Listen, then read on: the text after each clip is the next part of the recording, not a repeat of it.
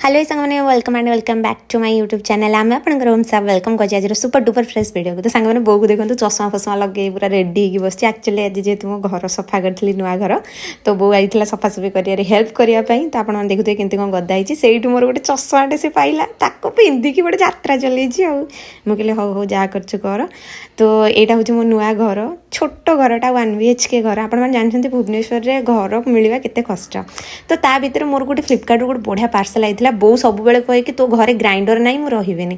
तो मुझे बो भाई मगई गोटे छोट मिनिसा ग्राइंडर कहीं मत बड़ जिनस भल लगे कहीं मुझे सब बेले रूम एपट सेपट हुए तो सब जिन सिफ्ट करा मत प्रोब्लेम हुए